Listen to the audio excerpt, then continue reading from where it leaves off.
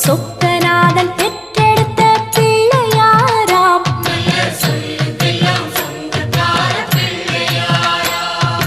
கைலாய மலைய விட்டு தெற்கே வந்தாராம். இந்த பிள்ளையாரு பட்டி கண்டு இருந்து விட்டாராம்.